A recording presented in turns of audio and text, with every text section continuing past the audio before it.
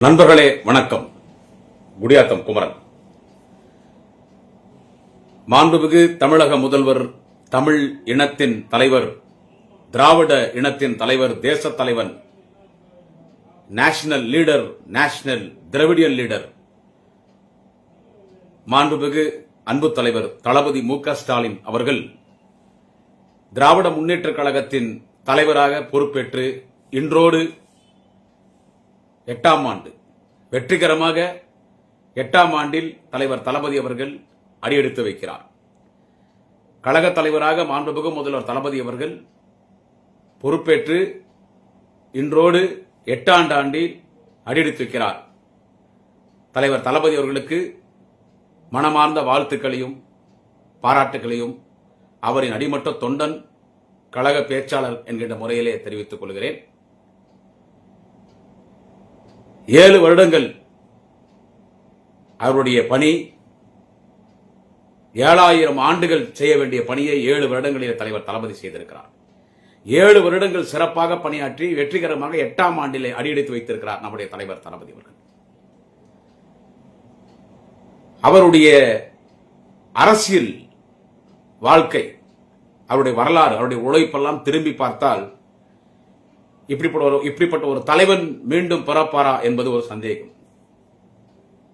கலைஞருக்கு நிகர் கலைஞரே, முத்தமிழறிஞர் டாக்டர் கலைஞருக்கு நிகர் கலைஞரே.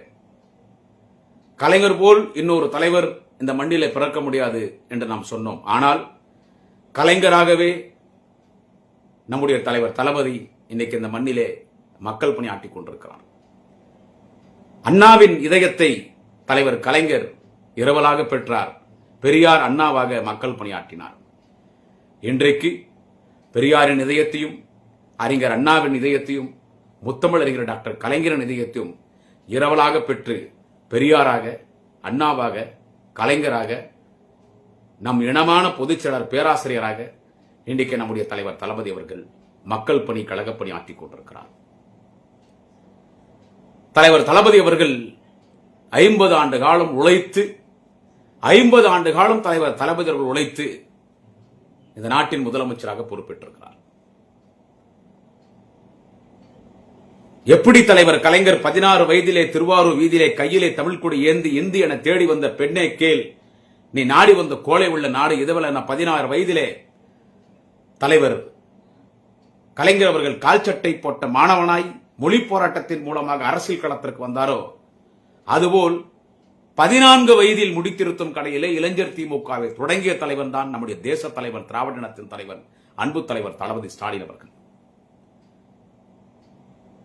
தன்னுடைய 16 வயதில் தென்னாட்டு காந்தி பேரறிஞர் அண்ணாவை அழைத்து வந்து கோபாலபுரத்தில் கழக கொடி ஏற்றினார். தூக்குமேடை கழக பிரச்சார நாடகங்களில் நடித்தார். கழக பேச்சாளராக நாடு முழுவதும் பொதுக்கூட்டங்களிலே, தெருமனை கூட்டங்களிலே பேசினார். கலைஞரின் மகன் தேர்தலில் நின்று வட்ட பிரதிநிதி, பொதுக்குழு உறுப்பினராக வெற்றி பெறுகிறார். அதன் பிறகு ஜான்சி ராணி பூங்காவில் தொடங்கப்பட்ட இளைஞர் அணி ஐவர் குழுவிலே ஒருவராக வருகிறார். இளைஞர் அணி செயலாளராக பொறுப்பேற்கிறார். திருமணமாகி ஒரே 3 மாதத்தில் நம்முடைய இனத்தின் தலைவர், திராவிட இனத்தின் தலைவர் தளபதி அவர்கள் மிசா சிறையிலே மிசா கைதியாக ஓராண்டு இருக்கிறார். மிசா கைதி என்ன சாதாரண இல்ல. பலமுறை நான் உங்களிடத்தில் பேசிய செய்தி உங்களுக்கு எல்லாம் தெரியும். மிசா என்று சொன்னால் அவர் மிசால போகும்போது அவருக்கு என்ன வயசு இருக்கும்? ஒரு 22 வயசு இருக்கும் நினைக்கிறேன். அவ்வளவுதான், அவர் 22 வயசு இருக்கும். மிசால போறாரு. 22 வயசு, 21 வயசு. கல்யாணம் ஆகி 3 மாசம் தான். கல்யாணம் ஆகி 3 மாசம். யாரா இருந்தாலும் திருமணமான அந்த ஒரு வருஷம் இல்லற வாழ்க்கையிலே மனைவியோடு வெளியே போறது வர்றது மகிழ்ச்சியா இருப்பாங்க. அது பிறகு ஒரு குழந்தைன்னு பிறந்துட்டா குடும்ப பாரம் வந்துடும், லைஃபே மாறிடும். அந்த குழந்தை பிறகு வரைக்கும் அந்த ஒரு வருஷம் தான் எல்லாமே மகிழ்ச்சியா இருப்பாங்க. ஆனா கல்யாணம் ஆகி ஒரு 3 மாதத்திலே நம் இனத்தின் தலைவர் தளபதி அவர்கள் மிசா கைதியாக செல்கிறார். எமர்ஜென்சி, ஒரு கடுமையான நெருக்கடி. தளபதி உள்ள போன உடனே அடி, உள்ள போனவனே அடி.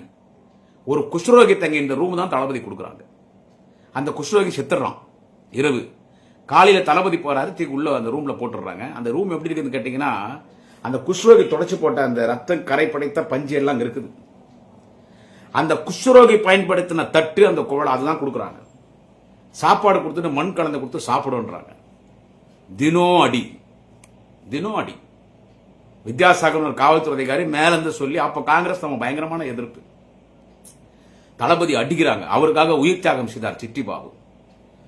அவ்வளவு கஷ்டப்பட்டு மிசாவிலிருந்து வருகிறார் தலைவர் தளபதி. நாடு முழுவதும் சுட்டுத் திரிகிறார். லட்சக்கணக்கான இளைஞர்களை திராவிட முன்னேற்ற கழகத்தில் இணைய வைத்தார்.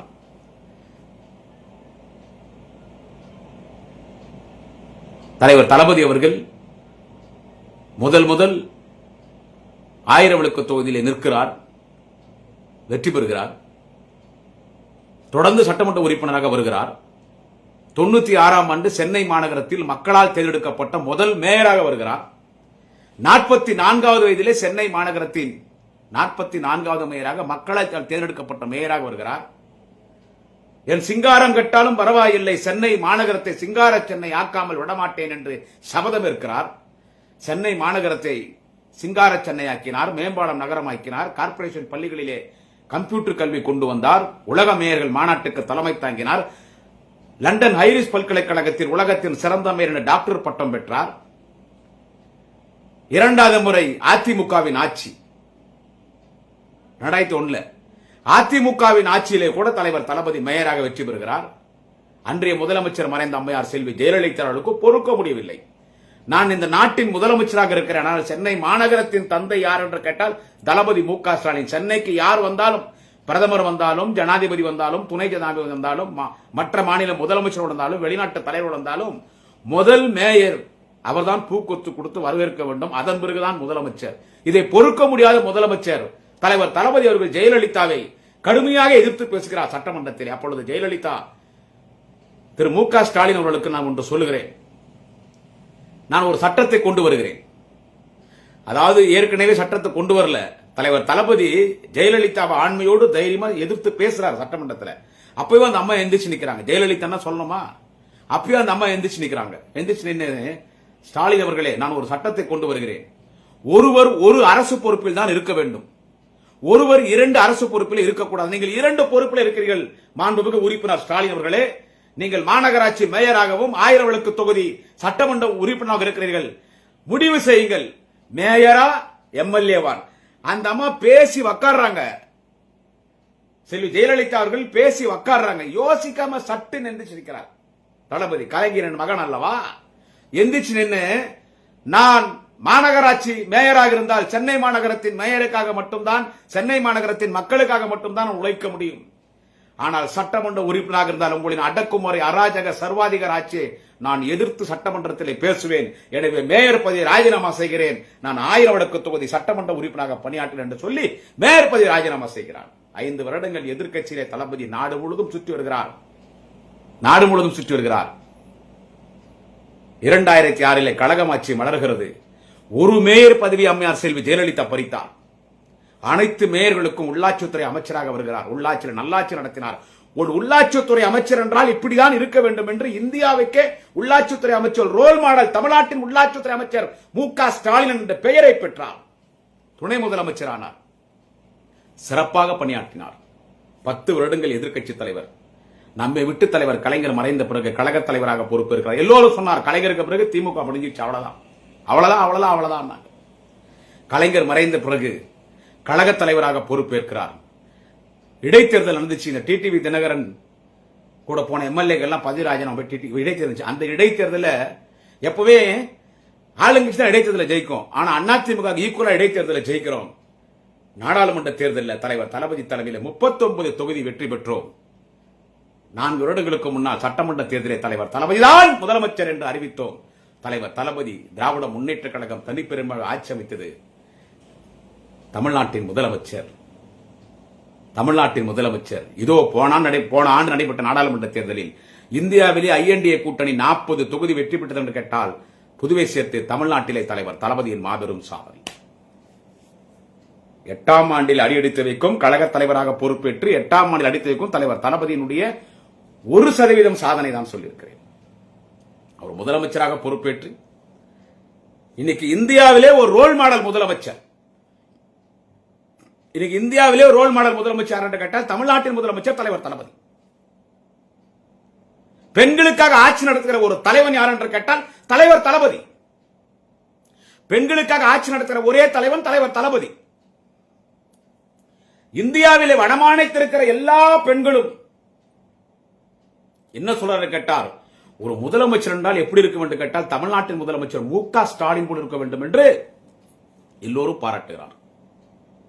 பெண்களுக்கு பேருந்தில் இலவச பயணம், மகளிர் உரிமை தொகை என்று மாதம் 1000, புதுமை பெண் திட்டத்தின் மூலமாக கல்லூரியில் படிக்கிற சகோதரிகளுக்கு 1000, தமிழ் புதல்வன் திட்டத்தின் என்கின்ற முறையிலே கல்லூரியில் படிக்கிற மாணவர்களுக்கு 1000. இதோ இன்று நேற்றைக்கு காலை உணவு திட்டம் அனைத்து கார்ப்பரேஷன் பள்ளிகளிலும் பஞ்சாப் மாநில முதலமைச்சர் வந்து துவக்கி வைக்கிறார். காலை உணவு திட்டம் ஏற்கனவே தமிழ்நாடு முழுவதும் காலை உணவு திட்டம், சத்துள்ள உணவு. ஒரு ஊழலற்ற ஆட்சி, ஒரு நேர்மையான ஆட்சி, ஒரு மக்களுக்காக நடைபெறுகிற ஒரு ஆட்சி, பெண்கள் பாதுகாப்பாக இருக்கிற ஒரு மாநிலம், சட்ட ஒழுங்கு சீராக இருக்கிற ஒரு மாநிலம், அரசு அதிகாரிகளுக்கு முக்கியத்துவம் தருகிற ஒரு மாநிலம். தேனி போல் சுறுசுறுப்பாக பணியாற்றுகிற ஒரு முதலமைச்சர் நம்முடைய தலைவர் தளபதி அவர்கள். அவர் சாதனை சொல்ல வேண்டும் என்றால் சொல்லிக் கொண்டே போகலாம்.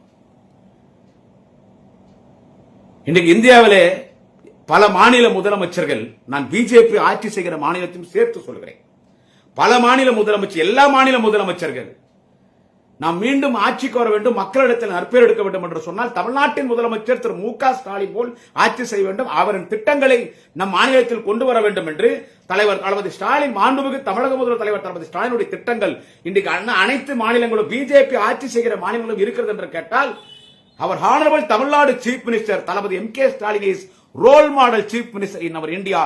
He is a role model for all the chief ministers in our India.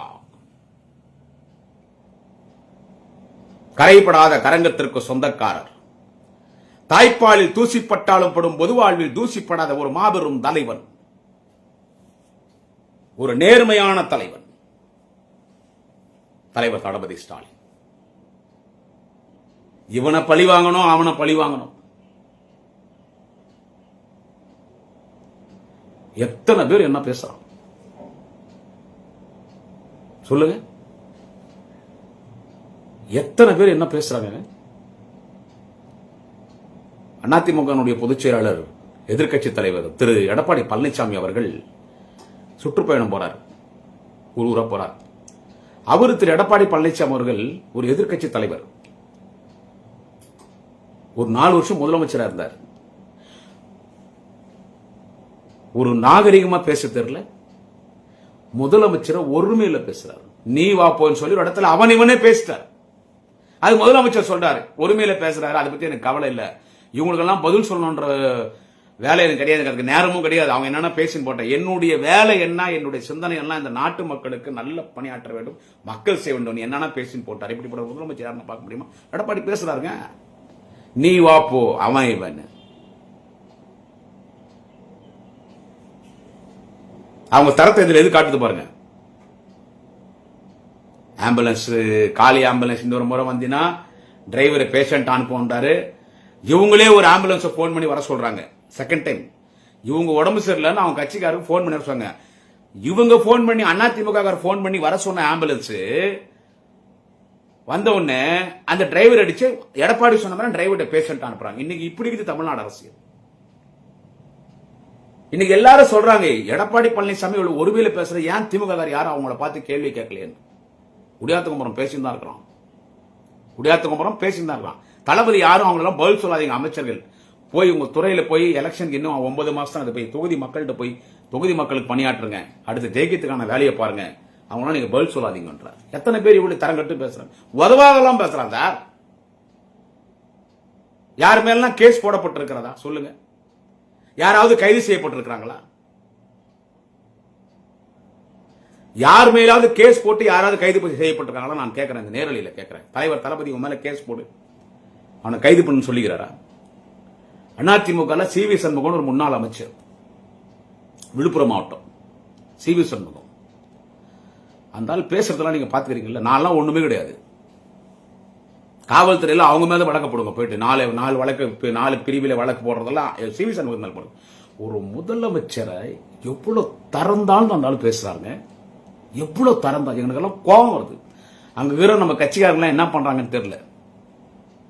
அங்கதான் அன்னியூர் சிவாலாங்கிறாரு, அங்கெல்லாம் என்ன பண்றாங்கன்னு தெரியல. அவங்களாம் எவ்வளவு அண்ணன் உதயநிதியை, நாளைக்கு முதலமைச்சர் அண்ணன் உதயநிதி, இன்னைக்கு துணை முதலமைச்சர், எதிர்காலத்தில் இந்த நாட்டினுடைய முதலமைச்சர் நம்முடைய வாலிப கலைஞர் மாண்புமிகு உதயநிதி ஸ்டாலின் எவ்வளவு தரந்தாலும் அந்த ஆள் பேசுறாரு. கலைஞருடைய நினைவிடத்தை எவ்வளவு கேவலமா பேசுறாங்க அந்த ஆளு. அம்மா ஜெயலலிதா நினைவிடத்துக்கு பார்க்கறதுக்கு தினம் மக்கள் 1000 கூட்டத்தில் வருது. கலைஞர் நினைவிடத்தை சொல்லும் போது அங்க நாய் கூட போறதுல ஒருத்தன் பேசுறான், ஒரு சிவி சண்முகம் பேசுறான். நான் அவனுக்கு பதில் சொல்றேன், என் மேல போலீஸ் ஸ்டேஷன்ல கேஸ் கொடுக்குறாங்க. சிவி சண்முகத்துக்கு பதில் சொன்னதுக்கு போலீஸ் ஸ்டேஷன்ல என் மேல பல கேஸ் என் மேல. அந்த விமர்சனத்தை தாங்கிக்கிறாரு.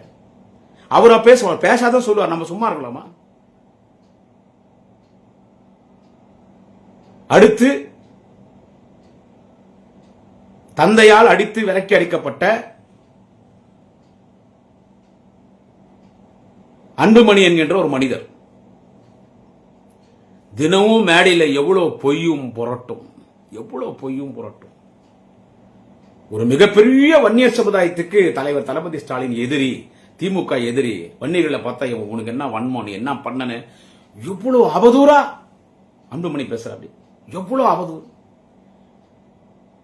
வன்னியர்கள் என்றால் திமுக, திமுக என்றால் வன்னியர்கள். வன்னியர்களை எம்பிசி பட்டியலை சேர்த்து கலைஞர் சுட்டு சாகடிச்சிருந்து ஏடிஎம்கே பேர் இல்ல, 22 பேரை சாகடிச்சாங்க. அவங்கள தியாகிகளா அறிவிச்சு அவங்களுக்கு நிதி உதவி கொடுக்கிறது கலைஞர். அன்னைக்கு இந்த 7 நாள் பாமக நடத்தின போராட்டத்தில் இறந்து போன அனைவருக்கும் நன்மை செய்தது கலைஞர். அந்த பொய் வழக்கு போட்டு தள்ளுபடி செய்தார். இன்னைக்கு விழுப்புரத்தில் அந்த 21-22 தியாகிகளுக்கு கோவிந்தசாமி மூத்த தலைவருக்கு மணிமண்டபம் கட்டுறது தலைவர் தளபதி ஸ்டாலின். வன்னியர்களுக்கு நல்லது பண்ணது திமுக மட்டும். ஆனா வன்னியர்களுக்கு எதிர்னு சொல்லி முதலமைச்சர் ஒரு கட்டத்தில் அன்புமணி ஒருமையில பேசுது, நீவா போன் பேசுது, அமையவன் பேசுது. ஏன் அன்புமணி மீது வழக்கு போடுங்க. அதையும் தலைவர் தாங்குகிறார்.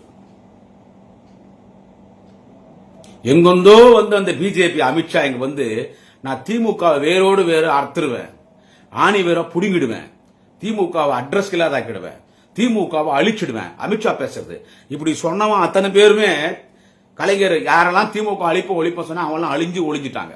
இப்ப யாரெல்லாம் திமுக அழிப்போம் ஒழிப்பான் எதிர்கட்சி தலைவராக கூட வரமாட்டாங்க பேசுறாங்க இல்ல, அவங்க எல்லாம் கூட அழிஞ்சு போவாங்க.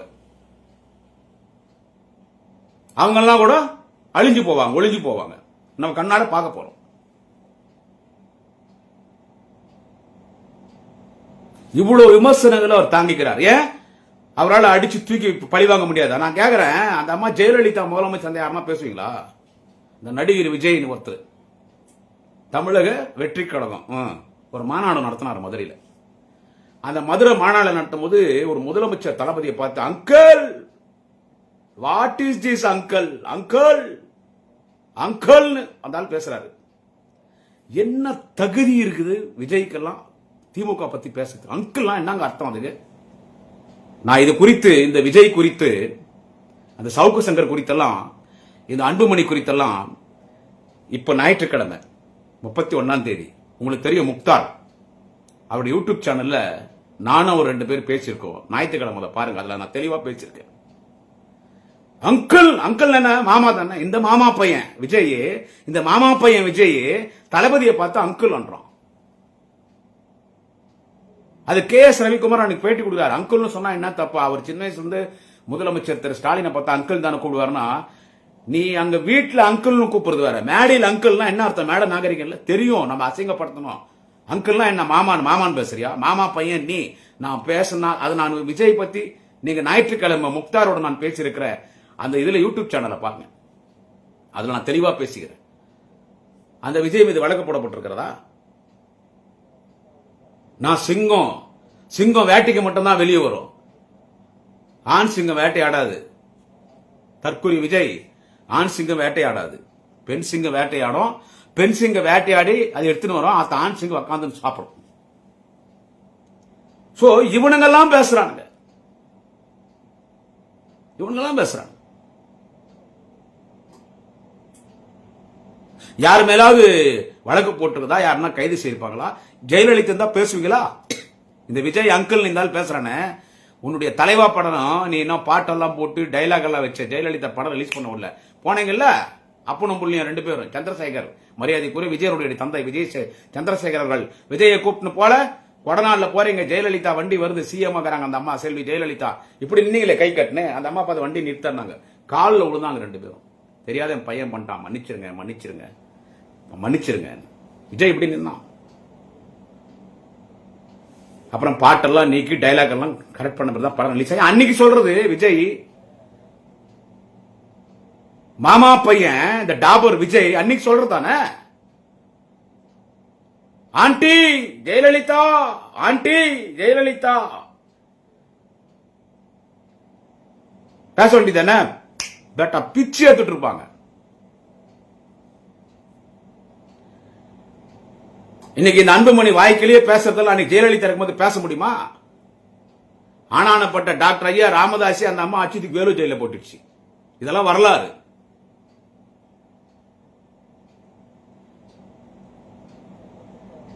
இவங்களை யாருமே கண்டுக்காதனால அவன் இஷ்டத்துக்கு ஆடுறான். ஒண்ணு வேணா இந்த அன்புமணி பிரச்சனை எல்லாம் உங்களுக்கு தெரியும். நான் ஒருத்தன் தான் அந்த பத்தி பேசுறேன்.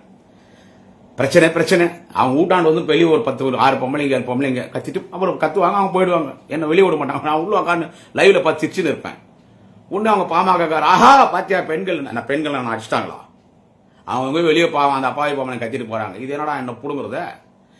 என்ன பிரச்சனைனா இது நடந்த நேரடி வராங்க போறாங்க. ஒரு சமூக வலைத்தள போற இதுல போலீஸ் ஸ்டேஷன்ல கம்ப்ளைண்ட் என் மேல 4 பேர் பிரிவில் வழக்கு போட்டாங்க. பரவாயில்ல, அதை பத்தி ஒன்றும் கவலை இல்லை. நான் ஆளுங்கட்சி பேச்ச வழக்கு போடக்கூடாதா? நான் இது திமுக சென்னையோட நேர்மையான தெரிஞ்சு போட்டோம்.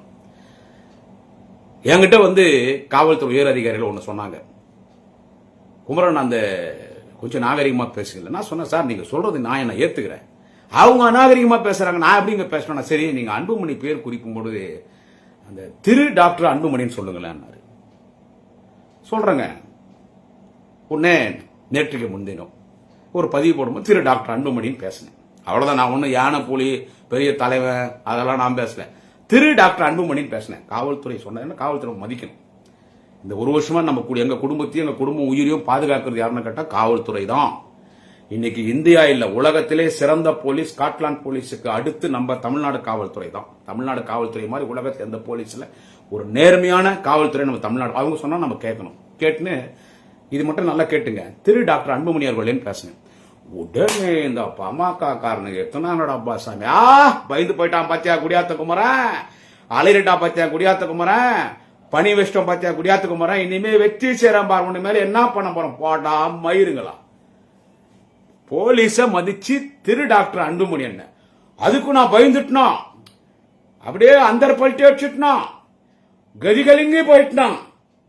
உடனே போட்டேன் மதி.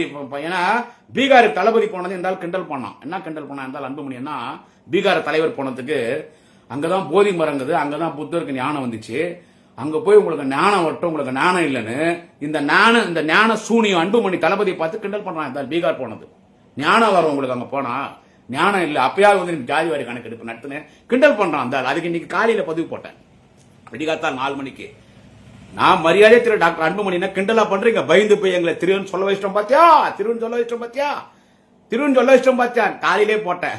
பீகாருக்கு சென்றிருக்கும் எங்கள் தலைவர் தளபதியுடைய பயணத்தை விமர்சிக்கும் தற்கூரி அன்புமணியை உன்னால் எம்எல்ஏவா கூட ஜெயிக்க முடியாதான. இப்ப இனிமே என்ன சொல்ல மாட்டேன், கவலைப்படாதீங்க. போலீஸை மதிச்சு அவங்க சொன்னாங்கன்னு சொன்னேன். நீ இந்த மாதிரி ஆத்தா அம்மா பாத்தியாடா உன்ன நாங்க வந்து பணி வச்சிட்டோம் இல்ல போடா, இனிமே சொல்ல மாட்டேன். இனிமே அன்புமணின்னு பேசுறேன். அவர் மரியாதையே பேசினார்னா அன்புமணி அவர்களேன்னு பேசுறேன். அவர் அவன் இவன் இவங்க அவங்க போயாவாயினா நானும் அவன் இவன் இவங்க அவங்க போயாவாயா, அவன் அவர் 2 முறை அவன் இவன் சொன்னா 200 அவன் இவன் பேசுவேன். நான் மரியாதை கொடுத்தேன். நீங்க பேசுறது எத்தனை பேர் பாக்குறான், நான் பேச எத்தனை லட்சம் பேர் பாக்குறான், எத்தனை யூடியூப்ல பாக்குறான். வீட்டாண்டு வந்து 4 பேர் கத்திட்டு போறதெல்லாம் எனக்கு அசிங்கம் கிடையாது. அது உனக்கு தான் அசிங்கம், உனக்கு தான் அசிங்கம். இந்த எம்எல்ஏ எலெக்ஷன் இன்னும் 9 மாசம். அந்த 9 மாசத்துல அந்த பாமக கட்சியே இருக்காது. அன்புமணி என்கின்ற ஒரு தலைவன் எம்எல்ஏவே ஜெயிக்க முடியாது. அன்புமணியே எம்எல்ஏ ஜெயிக்க முடியாது கூட இப்படி. டாக்டர் மிஸ்டர் அன்புமணி ராமதாஸ் அவர்களே, நீங்க எம்எல்ஏவே ஜெயிக்க முடியாதுன்னா அப்புறம் உங்க கூட எப்படி ஜெயிப்பாங்க? விஜய் எம்எல்ஏ ஜெயிக்க முடியாது.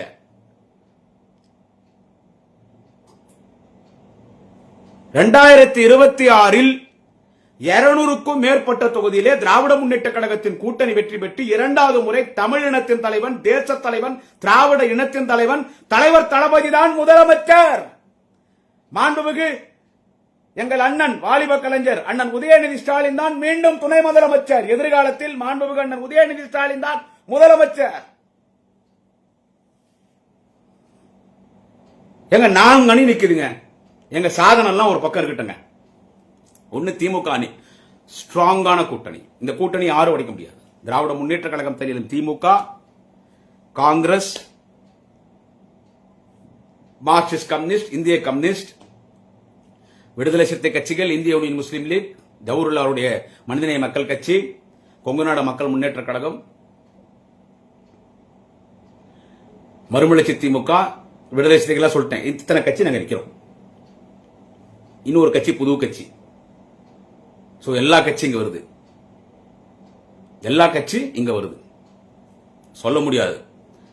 மருத்துவர் பாட்டாளி மக்கள் கட்சியின் நிறுவன தலைவர், பாட்டாளி மக்கள் கட்சியின் தலைவர் டாக்டர் ஐயா அவர்கள் கூட திமுக பிரச்சாரத்துக்கு வந்தாலும் வரலாம், நடக்கலாம்.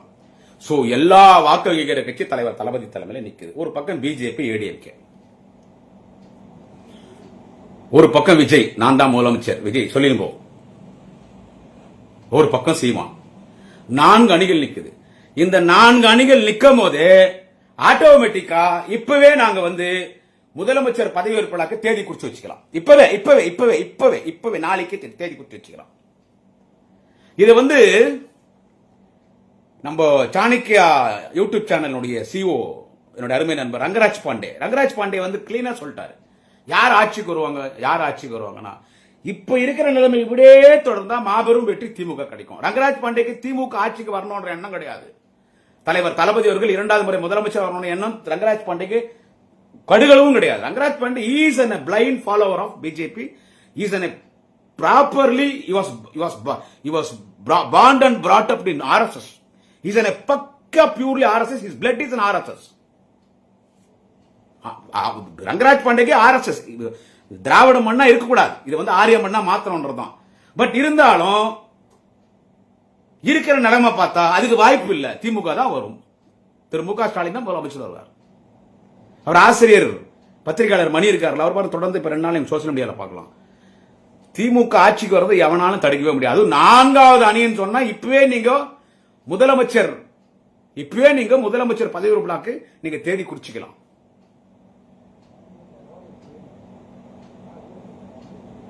இதுதான் நிலைமை இன்னைக்கு தமிழ்நாடு நிலைமை. சோ அமைதியா இருக்கார். பீகாருக்கு போறாருங்க.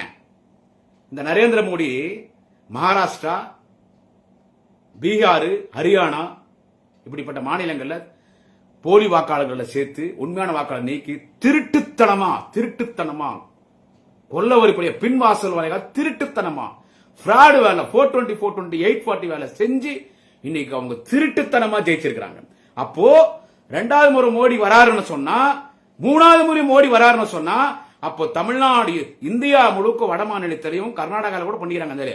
எவ்வளவு போலி வாக்காளர்கள் லட்சக்கணக்கில் சேர்த்து லட்சக்கணக்கான உண்மையான வாக்காளர்கள் அன்னைக்கு ஒரே ஒரு ரூம்ல மட்டும் 75 வாக்காளர்கள். ஒரே ஒரு ரூம் 10 பேர் ரூம்ல போட முடியாது. அங்கே 75 வாக்காளர்கள். இப்படி பண்ணிதான் பிராடு வேலை பண்ணிதான் இவங்க இந்த நாட்டில் ஆட்சிக்கு வந்திருக்காங்க. இதை கண்டித்து ராகுல் காந்தி அவர்கள் பேரணி போறார் பீகார்ல. அதுக்கு தலைமை தாங்கிறதுக்கு மாண்புமிகு தமிழ்நாட்டின் முதலமைச்சர் தேச தலைவர் தளபதி அவர்களை அழைக்கிறார். தளபதி போறாரு. தளபதி அருமையா பேசினார். காங்கிரஸ் பேர் மறந்துட்டு அவர் தான் டிரான்ஸ்லேட் பண்ணார். தமிழ்நாட்டில் இருந்து மு க ஸ்டாலின் வந்திருக்கணும். என்ன ஆரவம். வட மாநிலம் எல்லாம் திமுகவை எதிர்த்தது. இன்னைக்கு வட மாநிலத்தில் இருக்கிற மக்கள் ஸ்டாலின் போல் ஒரு தலைவன் இந்த நாட்டுக்கு தேவை, தளபதி ஸ்டாலின் போல் ஒரு முதலமைச்சர் எங்கள் மாநிலத்துக்கு தேவை என்று சொல்லுகிறார்கள். எங்கள் மாநிலத்துக்கு தேவை. எனவே இன்றைக்கு தேச தலைவனாக உயர்ந்திருக்கிறார். எடப்பாடி அவர்களே, பப்பு வேக பேசுங்க. நீங்க அவன் இவன் என்ன சொல்றது, என்ன பேசுங்களா பேசுங்க. பப்பு வேகாது. திரு ஸ்டாலின் அவர்களையும் பேசுறீங்கல்ல, அதே பேசுங்க.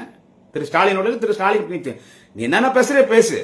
திரு ஸ்டாலின் அவர்களே பேசிட்டு போங்க. நீ வாப்போ அவன் பேசுறது என்ன? அது நான் பேசினா உங்க கட்சிக்காரனு கோவம் வருது, ஸ்டேஷன்ல போய் கம்ப்ளைண்ட் கொடுக்குறோம். நீங்க ஒரு முதலமைச்சராக இருந்தவர் தானே எடப்பாடி. இன்னைக்கு நீங்க ஒரு எதிர்கட்சி, பொறுப்பான எதிர்கட்சி தலைவர் தானே நீங்க. அதிமுக திமுக எவ்வளவு பெரிய கட்சி, புரட்சி தலைவர் எம்ஜிஆர் துவங்கப்பட்ட கட்சி அதிமுக. எம்ஜிஆர் மறைந்த பிறகு பல்வேறு சோதனைக்கு பிறகு அந்த கட்சிக்கு தலைவராக இருக்கிறார் அம்மா செல்வி ஜெயலலிதா. திமுக அதிமுக மாறி முதல் முதலமைச்சராக வராங்க. அந்த கட்சி நீங்க உங்க கையில இருக்கு. எப்படி பேசணும், எப்படி அரசியல் பண்ணணும். நீங்க முதலமைச்சர் அமையவன் உரிமையில நீங்க பேசிட்டா ரவுடித்தனமா ஆம்புலன்ஸ், காலி ஆம்புலன்ஸ் தான் நான் டிரைவர் அடிச்சு பேஷண்ட் அனுப்புன்னு சொல்லி அதே மாதிரி அனுப்பிச்சிட்டாங்க. இதெல்லாம் பேசிட்டா மக்கள் உங்களை மெச்சிக்குவாங்களா? நீங்க என்ன அந்த பைத்தியக்கார அந்த திரிஷா கூட குடும்பம் நடத்தினுக்கிறானே 6 மணிக்கு மேல வீட்டு விட்டு வெளியே வராம ஒர்க்கிங் ஹோம் பாலிடிக்ஸ் பண்ற விஜயா நீங்க? இவர் சொன்னாரு என்னன்னு கேட்டா, எடப்பாடி பழனிசாமி எங்கள்கிட்ட ஒரு பெரிய கட்சி வரப்போகுது. திரு எடப்பாடி பழனிசாமி சொன்னா அப்படி எங்கிட்ட ஒரு பெரிய கட்சி அவர் சொன்னது யாருன்னு கேட்டா விஜய். அவன் வெற்றி செஞ்சுட்டான் இந்த இதுல மாநாட்டுல. எம்ஜிஆர் தொகுன கட்சி இன்னைக்கு ஆள் இல்லாம அட்ரஸ் இல்லாத போயிட்டு அந்த கட்சி நிலைமை அப்பாவி தொண்டர்னா அத்தனை பேர் என்கிட்ட வாங்கன்றான். இப்போ எடப்பாடி என்ன பண்ற அப்படி விஜயை பத்தி பேசுற அப்படி. விஜய் அவங்க எதிர்பார்த்தாங்க.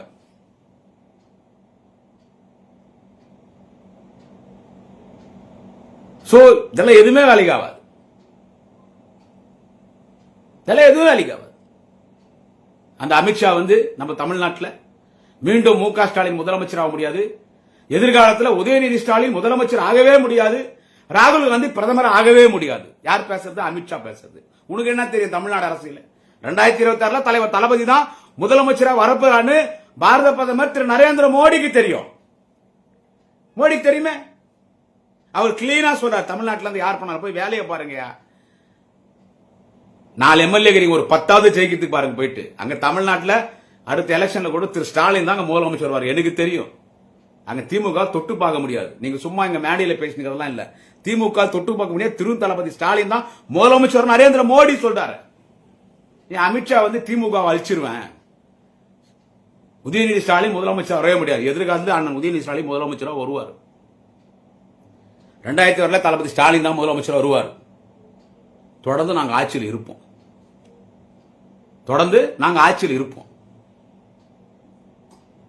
இவ்வளவு சாதனைகளை தலைவர் தளபதி செய்திருக்கிறார். அவருடைய கழக தலைவராக பொறுப்பேற்று 8ஆம் ஆண்டிலே வெற்றிகரமாக அடியெடுத்து வைக்கிறாரே. இவ்வளவு சாதனைகளை செய்திருக்கிறார். எத்தனை எதிரிகளை அவர் சமாளிக்கிறார். இன்று இந்தியாவிலே பிரதமர் மோடியாக இருக்கட்டும், யாராக இருக்கட்டும், இந்தியா முழுவதும் யாரை சுற்றி அரசியல் இன்றைக்கு நகர்கிறது, யாரை வைத்து அரசியல் செய்கிறார் கேட்டால் திமுக தலைவர் தளபதி ஸ்டாலின் சனாதனத்தை ஒழிப்பேன் என்று பேசிய மாண்புமிகு துணை முதல்வர் வாலிப கலைஞர் உதயநிதி. திமுக பேசினாதான் இன்னைக்கு இந்தியாவில் யாரா இருந்தாலும் அரசியல் பண்ண முடியும். அப்புறம் எங்க டுபாகோ ஏன் பேச மாட்டாங்க? திமுக பேசினாதான் அரசியலே நடத்த முடியும், அரசியலே பேச முடியும். 2026 திமுக தான் ஆட்சி. 200 தொகுதிக்கு மேல ஜெயிக்கும். எதை பார்த்தும் குடியாத்த குமரன் பயப்பட மாட்டான். எதை பார்த்தும் குடியாத்த குமரன் பயப்பட மாட்டான். என் தலைவன் தளபதியை யார் உரிமையில பேசினாலும் வெற்றி செய்வேன். சோத்துக்கு உப்பு போட்டு சாப்பிடுறேன்.